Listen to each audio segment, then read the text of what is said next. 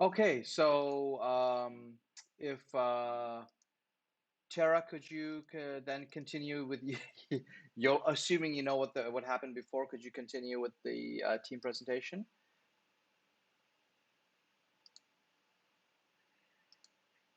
Okay, okay,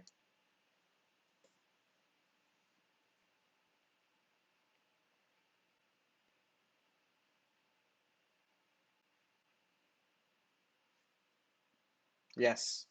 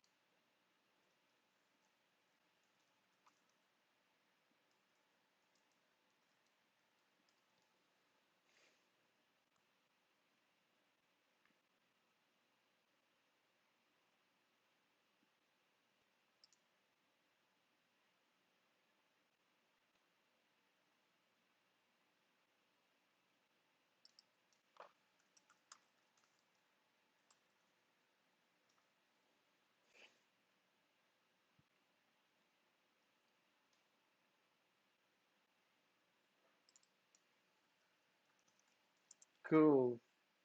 Thank you. Juju, was there anything you wanted to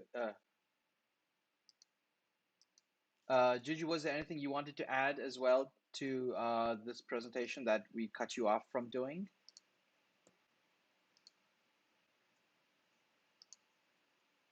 Okay, all right. You finished. Okay, good, good, good. Okay, glad. I'm glad that we didn't cut you off totally. All right, great. Any questions for this team from folks? You can raise your hand.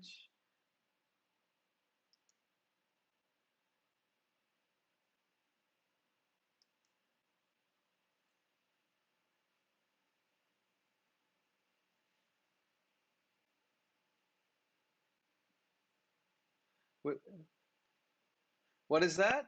What is that website? I don't know. Oh yeah, yeah, yeah, yeah, yeah. Okay, okay, okay.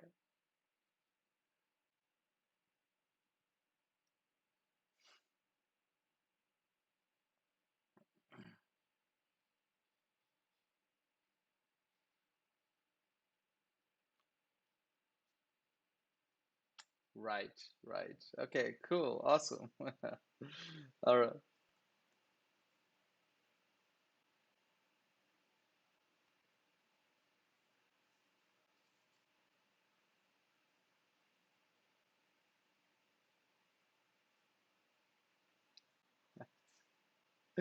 Awesome. Cool. Yeah, that's a really good idea. Um, awesome. I got so hold on. Let me just check if there's any other questions. I'm going to check the comments really quickly. Oh yeah, yeah, got it. SO200 EWA. All right. That was their project last semester in the SOA class. Okay, fantastic. Um, okay, I got some questions, which is well, a couple of small, I don't know if there's bugs because I think you guys like them as features. One was the error message you showed. You kind of showed a very cryptic error message. Like I think it was for resetting the password. Yeah, there was like some kind of like error message, but that and you can change that error message to something else. Like you showed like you kind of showed like the class name and the error message name, but you can kind of like change that error message to something a little bit more friendly, like I don't know what. Okay, that's just one comment. The other thing I noticed is if there's no ratings yet, then instead of you just show NaN, which is like Ruby's way of saying not a number. So you could probably show something other than NaN if there's no reviews yet, like just maybe like a dash or something. Does that make sense? Do you know what I'm talking about? Like yeah, when there's a restaurant with no reviews, it right now it shows NaN where the rating should be. And I think that's because Ruby is trying to like divide by zero or something, and or divide zero by some number, and it's saying this is not a number. So you can have some kind of logic that says, okay, if there's no ratings, just make it like a dash or a question mark or something. Okay, that's just okay. Yeah. Hey, I really like the stuff about no referrer and no opener. Is that a CSV policy or is that a separate header? Maybe Tara knows the answer.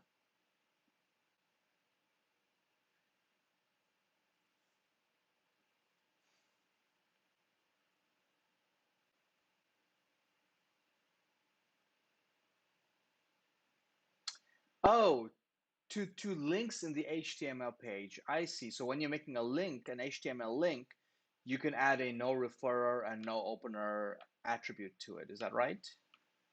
Okay, great. Could you do us a favor? Could you post something on Slack under week 17, let's say, about these two things? Like if you have some resources about that, some reading material about that, could you share that with us? Okay. Okay, great. Fantastic. Thank you so much. Okay. Those were my questions. Anybody else have any questions? All right. Okay, great. So please a round of virtual applause for our classmates. Very, really nicely done. Okay. Okay, let's see.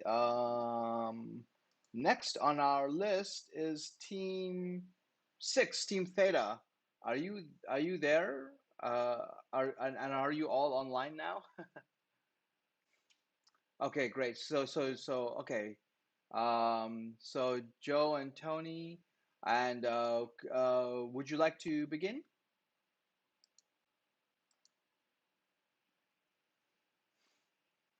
Mhm.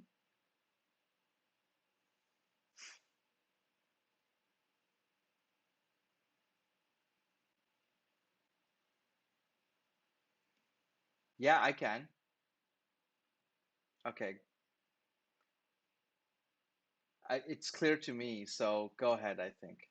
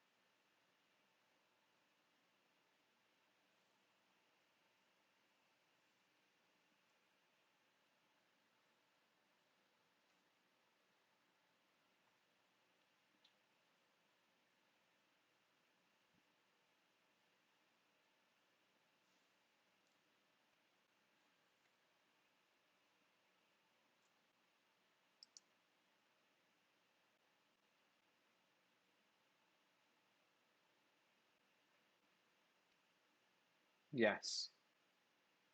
Yeah.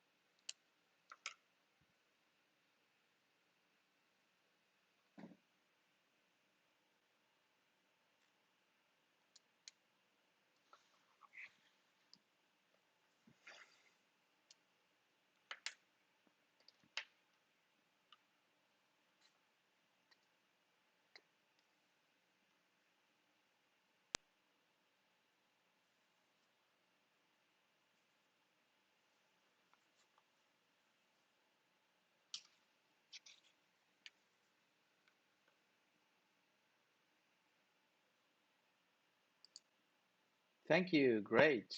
Are there any questions from people? I'll look for some hands up or, all right, cool. Great. Any questions?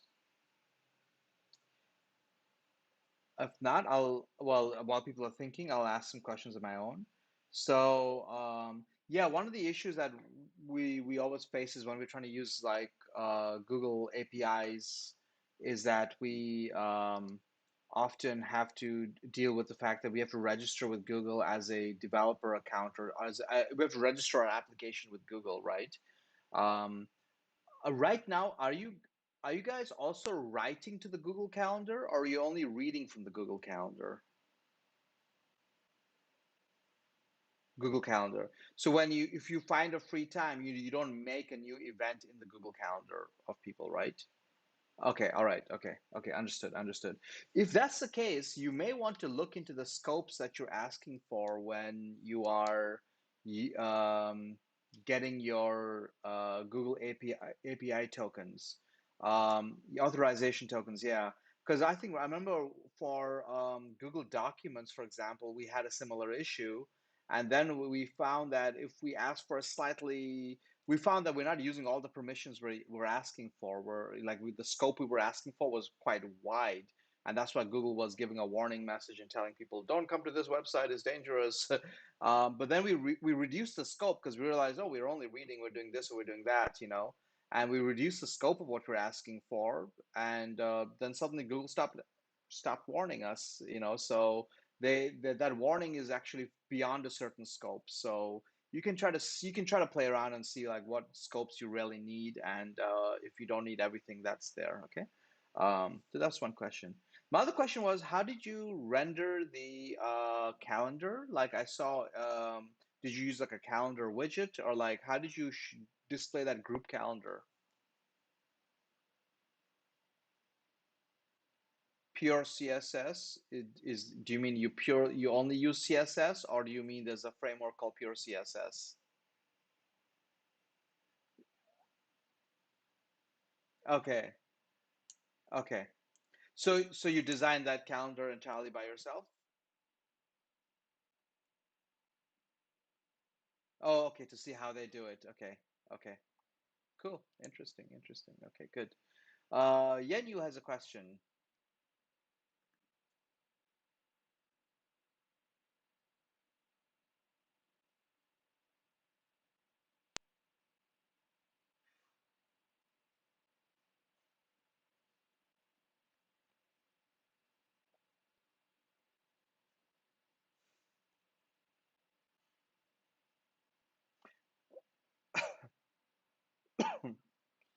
Yenyu, what's that word you're using? Pool? There's a pool feature? I don't understand that. Paul. Got it, got it. Okay, no. It's okay, it's okay. And I cannot see people speak, so like it's hard to understand. All right, okay, cool. Yeah, yeah. I think this is a very popular idea, and every few years there's a team that's like, we want to integrate calendars and like find common meeting times. It's obviously a pain point for a lot of people.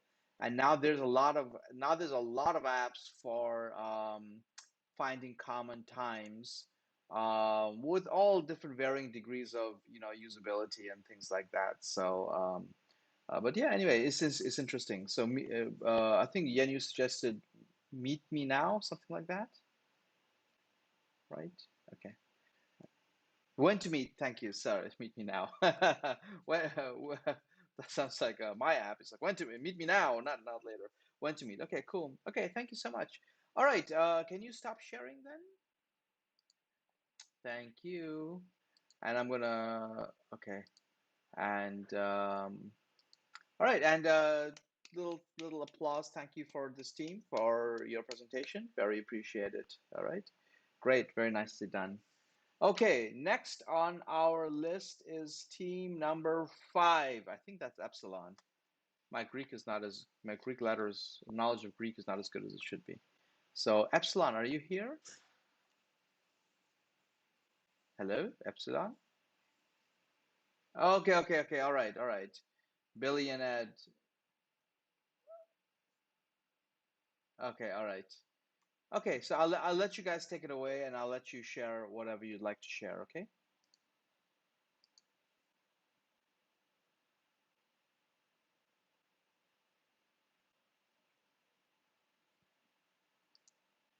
Yes, we can see your screen.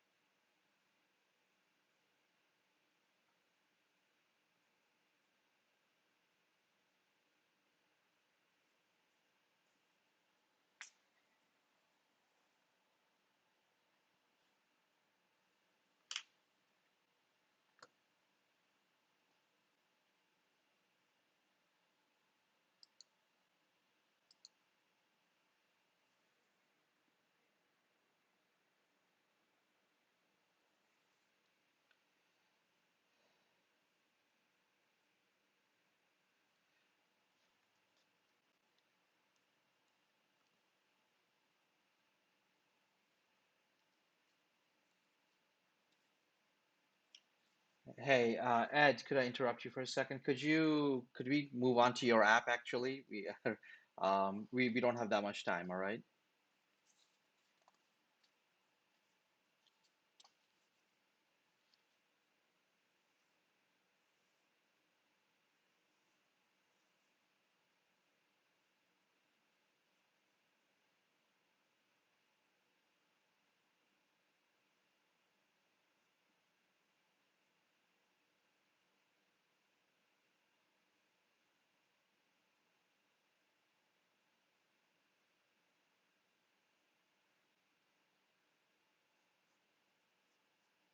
Yeah, sure.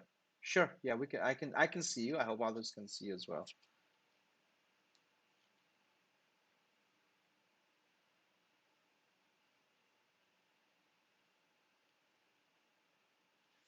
Can I ask a quick question before you go? Are you guys gonna have a demo for us, or are you saving it for the end?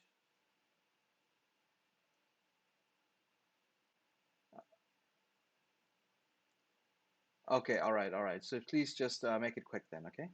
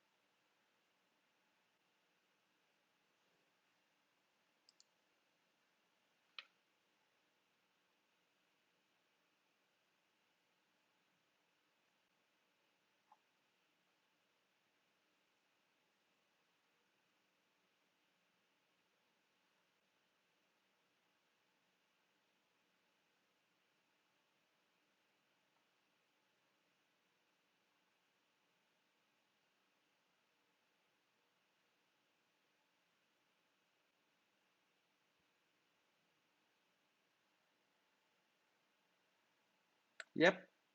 Oh, no, wait. We're on the PowerPoint. We're on the Google slide. Hello. Oh, sorry. We're on the Google slide. That's all we can see. Yeah.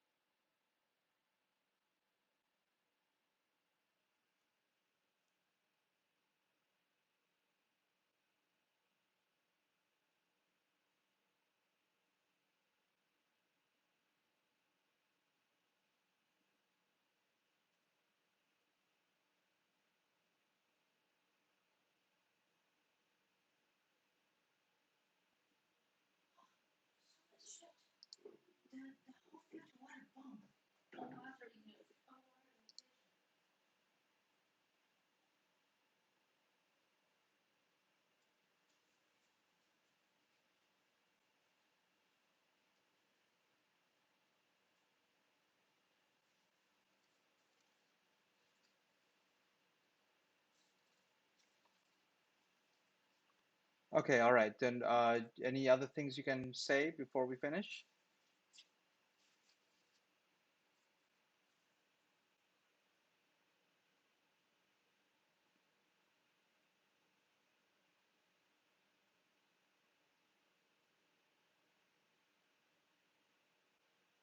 Okay. Okay. All right. All right. Let me go back to group number two, beta. Did you guys have something to show as well, or are we where we were before?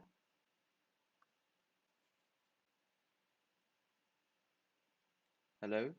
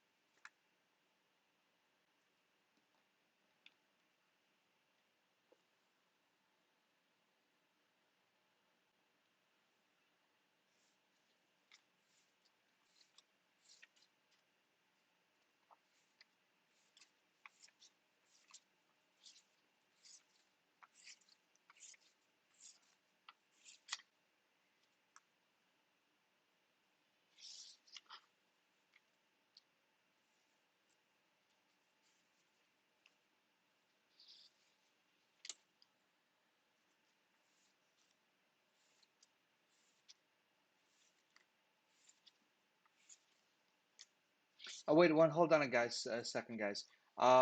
Thank you for preparing all this, but did you have anything further to show us about your app? Okay, okay, okay, sure, please do. Yeah,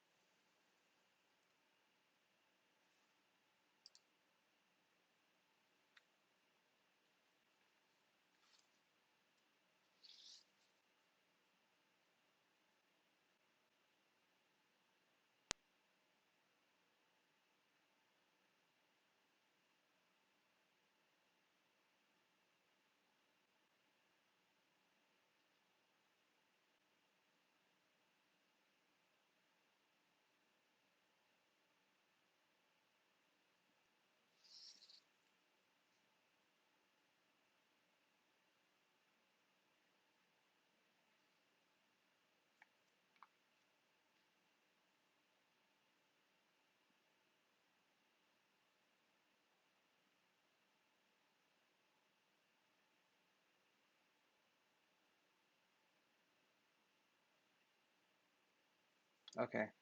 All right, so you have nothing more to show us about the app, right?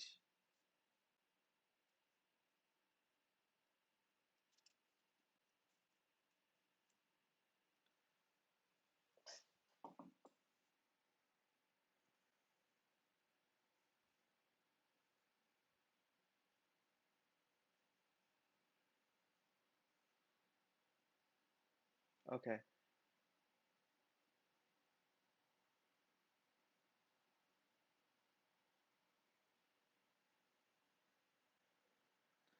It's okay. I think I think we're fine with that, Brandon. Oh,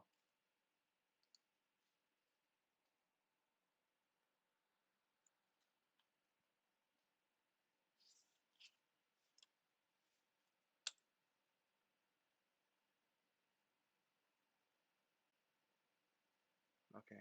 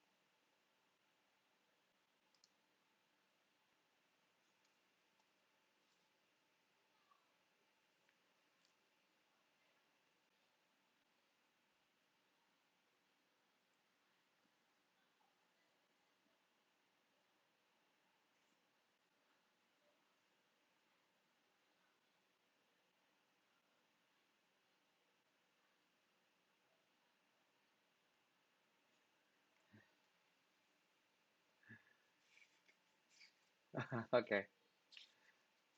Okay. Okay. Let's stop right there if we can. Okay. Because we only got 10 minutes left, and I want to like mention a few things. All right. Okay. Thank you.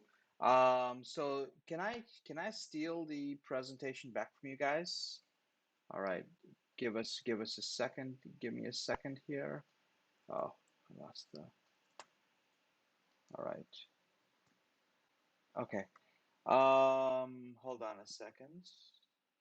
Sorry, we've only got about 10 minutes left, so I want to kind of wrap things up really quickly, okay? Thank you guys to both groups for presenting. I realize your projects are not yet finished, but what I'll do is, I mean, and for the other teams, if you have small bugs to work out as well, I'll give you the weekend to kind of finish things up. So on Monday, I'd like to be able to run your apps on Heroku and check it out and see how it works, okay? So you've got a couple of days to kind of iron out things that you discovered today, or if you had last minute problems, all right? Okay. Um, so let me just quickly mention a few things. Um, One is there's a couple of things I would like each team to add to your project, but it will not take time. It's just to help my own grading and assessments. All right. One is going to be test coverage, and the other is going to be test annotations. Oops, and I'll mention that in a moment. So you've got a few days until Monday to finish any details you have, and I also want to see your projects, your GitHub repo, and your Heroku deployments listed on your team spreadsheet page, as well as a link to your final presentation Google Slides. Okay, so if you can make sure that all your GitHub repos, all your Heroku deployments, and your presentation slides are listed on your team spreadsheet. All right. Okay. Let me mention a little bit about test coverage and test annotations. So in terms of test coverage, I just want to see, and don't freak out. I mean, this is just for my own edification, and I will hope to give some extra bonus points to teams who have done really good tests. So what I would like you to do is a couple of things. This will just take a few moments. One is in the gem file for your repos, I'd like you to add a simple gem called simple cov. Okay. And in your spec helper, the very first thing to do in your spec helper is to require this simple cov and start it. And what will happen now is when you run your tests, this simple cov gem will simply try to analyze which lines of code are being utilized in your test. So you've got all these, models, policies, et cetera, and it'll simply just keep a track of which lines of code were actually used in your tests and which files or lines were not used in your tests, okay? Now, I do want to see some basic tests, but I do want to reward teams that have really good tests. So don't freak out if this is showing really bad results for you. This is more to reward people than to punish people, okay?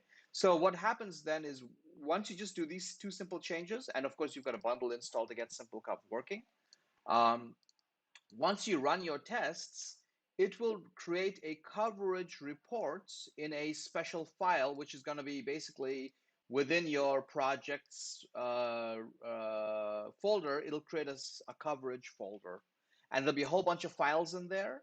Within there, there'll be a file called index.html. If you open it up in your browser, you will see a file by file breakdown of which lines were actually executed during tests. So those are in green. And which lines of code were never run during the tests, and those will be in red. Okay. So it'll give you a fair assessment of how well you've been testing. Okay. Again, don't panic. I do require to see this, but this is more to reward teams that put a lot of effort into testing. Okay. One thing, please, in your .gitignore file, ask Git to ignore all the coverage stuff because it's a whole bunch of HTML files and you do not need it in your GitHub repo. Okay. However, there's one file in there that I do want to see. So this exclamation mark tells Git ignore, don't ignore this file. So ignore the whole coverage folder, but don't ignore this particular JSON file. So make sure this JSON file is in your repo and push that up to GitHub, but not the entire coverage folder. Okay, so I don't need to see the HTML and all that stuff. I just need this JSON file. It has all the data about what is and is not being covered. Okay. Any questions about this before I move on? You can either raise your hand or type it into the chat window. So any questions about this? Yeah, please. Yeah, sorry, there's a couple of people. So go ahead. Go ahead. Whoever came first. Shelly. Yeah, yeah.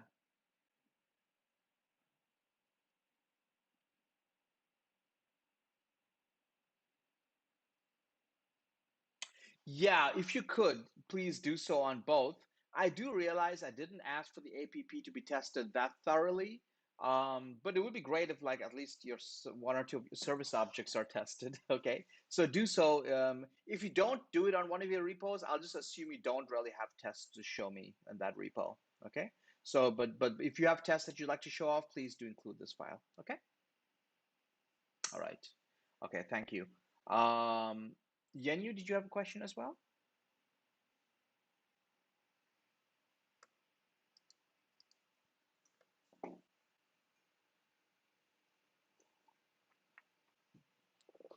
No problem. Yeah, so right. Yeah.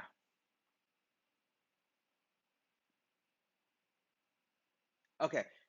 Don't worry about that. I'll basically kind of look at your policies and your models and stuff like that. If you've added stuff at the last moment, don't worry about it. So I'll take a look at what is and is not being tested. Okay. So and I'll be sensible about it. All right. Does that answer your question, Yanu? So I'm not looking for some magic number. I'm not looking for a magic number. Okay. All right. Okay. Okay. Thank you. All right. The and as I said, that should just take a few minutes to do. That's not a big deal. The other thing, which may take a little bit longer, but is easy to do, is I'd like you to to annotate the name of your tests a little bit, so I know what they're about. So if they're happy tests, sure, say it's a happy test. If it's a sad test, say it's a sad test or a bad test. What will also help me is if you write just one word telling me what this test is about. So, for example, if it's an authorization test, say happy authorization or bad authorization. If it's to protect against SQL injection, say it's a SQL injection. If it's to protect against mass assignment, say mass assignment. So use happy, sad, bad, and then if possible, give me just one word to tell me what aspect of security this test is trying to protect against. That way, I don't have to read the whole test and try to figure out what every single test is trying to do. Okay. All right. So that's all I want you to add over the weekend. If you can by Monday, if you can do it today, that'll be great. Okay. And make sure that's uploaded on GitHub. Okay. Great. All right. If there's no more questions, I just got a couple of things I would like to mention. One is, of course, thank you for joining us this semester for our journey on security. And I hope that you have now enough knowledge about security that a lot of naive arguments that are put out there saying, oh, we can't implement this, we can't implement that, we shouldn't implement this, we shouldn't implement that, sounds suspicious to you. Okay.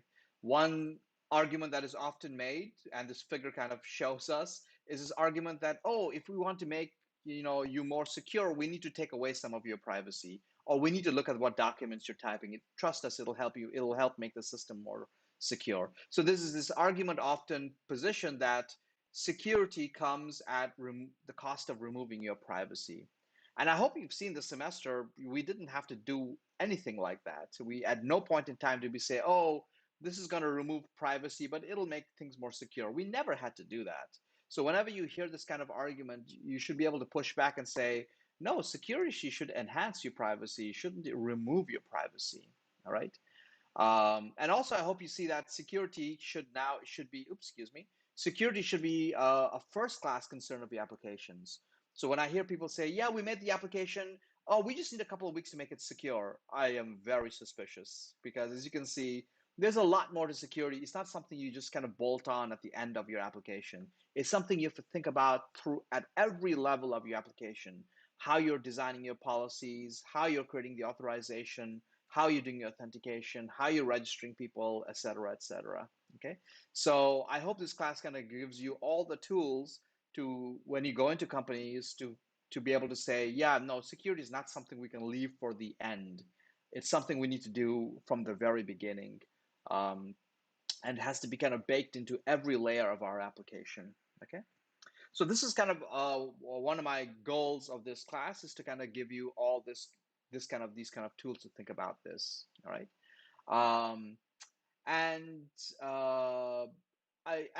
why do we care about security? There's this is Edward Snowden. If he's kind of a famous whistleblower who kind of exposed the U.S. government's attempts to spy on citizens and things. And he has this saying that arguing that you don't care about privacy because you have nothing to hide is no different than saying you don't care about free speech because you have nothing to say. So I want you to all be advocates about privacy and to be able to kind of say we do have the tools to ensure people's privacy, and we should create services that enforce privacy, and hopefully, as junior developers, you'll be the people who will push back against managers who say, "Oh, privacy is not important," and as future managers, I hope you'll be the ones who will lead teams to be able to kind of show them that no, we do have to make things private in important ways. Okay. Um, what's really interesting lately is if I can try to pull up a couple of windows. Um, can you see my browser window? Okay. So lately, people have taken privacy a lot more seriously. I think there's something like, for example, let's say a company like Apple, for example. So the Apple has something called, what is it called? It doesn't remember, private relay, in iCloud. This is something they just revealed like a couple of weeks ago or something like that. And it's a new system that they're implementing that allows their customers, unfortunately, only their customers, to give them more privacy when they're working on the internet. I should have gotten a some visuals or something of this ready, but it's a really interesting feature whereby if you're an Apple customer and you are an iCloud customer, essentially what it does is when you are trying to access the internet through your Apple device, it actually first goes to Apple, and Apple then sends this request to another provider, like a CDN, actually, like what's the famous CDN? Like Cloud, I can't remember which CDN they're using. And essentially, what they're doing is when you're making a request to access like a website or access something through an app, um, you have to provide what server you're trying to access, and you have to tell who you are, your IP address.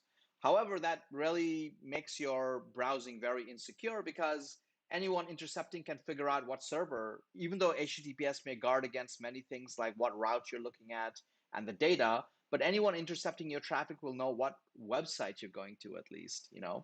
And moreover, they'll know who you are because of your IP address. So Apple's trying to implement this thing where you have to tell Apple the server name, and Apple will know like what server you're trying to access. No, hold on a second. I got this the wrong way around.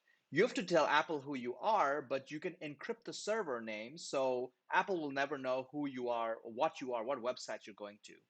And then what Apple does is rather than direct you directly to that website, they send you to a content distribution network they're partnering with. And the content distribution network can decrypt and figure out which server you're trying to access.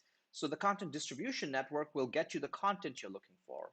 But Apple will not tell the content distribution network your IP address. So this way, when you are connecting from an Apple device to a server, like you're browsing or something like that, there's nobody apart from yourself who knows both your IP address and what server you're trying to access. Apple will only know your IP address, but will not know what server you're trying to access. The content distribution network giving you the content will know what web server you're trying to access, but they will not know who you are because Apple will not give them your IP address. Okay, so this is a feature they call private relay. And lately, they've introduced a few other things as well. I think Apple's also introduced password less authentication. And I'm sure they're not the only people to have this, but I'm just mentioning it because, and I don't know the details of it, but you can go look at more information about this. But the reason I'm telling you about these things is because it's very interesting that big companies are now fighting about trying to show off, like you're trying to show off with your apps today. They're trying to fight, they're competing to show off how much more private and how much more secure their service is than other people. So what's really interesting that's happened over the past few years is that security isn't just a nice to have feature. For many companies, it's a competitive advantage. And they're telling their customers, no, we are more secure than the competitor. All right. So in the in the past 5 years, there's been a huge shift, and thanks to companies like Apple and Google and others who are now all trying to compete and show that they are far more secure. We saw, I think, half a year ago or so, the big scandal around Zoom and how certain things were not secure, and then Zoom had to scramble to like hire security experts to like improve their security features and things. That was not something that would have happened 5 years ago. That was not something that would have happened 10 years ago. So we're in a very new competitive landscape where if your services are not secure, you're going to get outed and you're going to get shamed by everyone on the internet. So it's really vital that all of you go out and you're security conscious because the general public no longer tolerates companies that are not developing secure services. And what's crazy is I couldn't say this 10 years ago. 10 years ago, I would say, oh, I hope you guys will help make the world more secure, even though nobody seems to care about it. But what's happened is there's been so many terrible leaks of information, so many terrible things have happened to people that now it's really become an imperative, and companies are fighting hard to improve the security of their products, which makes the training that you've gotten in this class extremely valuable. And it makes me very happy that the industry's moved this way, and it should make you very proud that you have the training to kind of implement the things that companies really need right now. And what's really astonishing to me is that the security industry has been, going along really well, but in the past 2 years, there's been a huge boom in the number of security experts and security conscious developers that the market is now asking for. So the timing is really perfect for all of you to be able to show off the skills that you have. So no matter if you are a developer or a data scientist, you are, in my books, our first line of defense for our consumers to give them a secure experience, okay? Not your boss. I remember at the beginning of the semester, we read the story about the code I am most ashamed of, where a developer was saying, well, we were just told by a pharmaceutical company, just, ask people about their health and always recommend our drug. And then eventually one young girl ended up committing suicide because they were giving her the wrong drug, right? Um, so I want you to remember it's not your manager who is the most motivated to create an ethical product and a secure product that guarantees people's privacy and gives them the right message. It's you as a developer. So you are our first line of defense. Okay. If you become, not if, when you all become managers, and you will all become managers, I'm pretty sure of that, it's up to you to set the spirit of your team. You may not be in a company where the CTO or the CEO is security conscious. If the responsibility, because now you know how to do this stuff, falls on you to create secure products and to set this tone for your team to say, this is the way we're going to be doing things. Okay. And for those of you who become, you know, top level managers of your companies, CEOs, CTOs, etc., it's for you to set the vision for your company and for your industry to say this is the way we're moving forward. So this is one of my hopes of this class. When I started teaching this class many years ago, it was purely like a managerial class. We'd talk about security, blah blah blah, And students would like tell me years later that, I love what you learned, but when I went to my company, they said, oh, we can't implement this. Oh, this won't work, that won't work. And I realized, oh man, I can't teach a managerial class because my students go out and they just get shut down. So that's when I switched this class over to becoming a technical class because you all have the tools now to create secure products. You know how it can be done. And you know better than to take excuses from people who say, oh, we can't really secure our database because then we can't do analytics on it. Oh, we can't do this because then it'll be, slow or any. I've heard all kinds of nonsense. I've heard developers and companies tell me, oh, we can't really encrypt everything because then our services will be very slow. And I said, what? Why would that be? And they couldn't give me a good reason. They said, oh, encryption is very slow. And I'm like, no, it's not actually. So you all have the knowledge now to kind of fight back against this kind of laziness and unethicalness that pervades a lot of companies.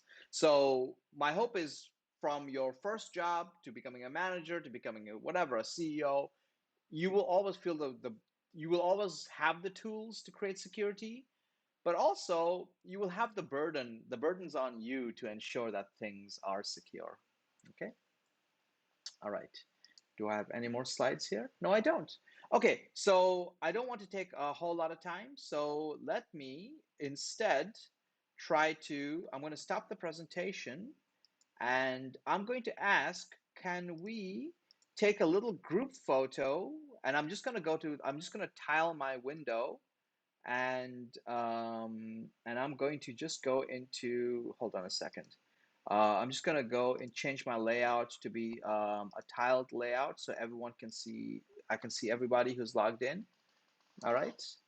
And I'm not sure if I can see everybody, but I'll do my best. Okay. So if you could turn your webcam on, and can we just take like a group photo really quickly? Thank you, Bijan and Brandon, for being in one picture because it saves me a little bit of real estate on this. All right. Yeah, please turn your webcams on. Okay, so I'm gonna take a photo in 3, 2, 1. Okay, thank you so much. So thank you all for being part of this class, um, and for joining us. I am so sorry that this class had to go online. It's made it a lot more difficult, but I think it's been a great experience still. And the projects I saw are just amazing. The projects get more and more amazing every semester I teach this class. So it's just an amazing experience for me to see all this stuff. It's stuff that I couldn't imagine making. So it's great, you know. I hope some of you consider continuing your projects on even beyond the class. If you're interested in doing so, contact me, let me know. That'll be a very cool experience to share. And otherwise, I hope you have yourselves a great summer. Stay safe, stay secure, happy hacking. All right. And with that, I just want to conclude this class. So thank you all very much. Can we give ourselves a little round of applause? I think we've all worked super hard this semester. We've done an amazing job, and you all deserve a very good relaxation. After this weekend, please finish the last things I mentioned and submit those on GitHub if you could, and we'll conclude it with that. Okay. Thank you all very much. Take care. Stay safe. And do let me know on Slack or elsewhere if you have any concerns moving on. Okay. Thank you, and I will conclude with that. Okay, I'll stop the streaming right here.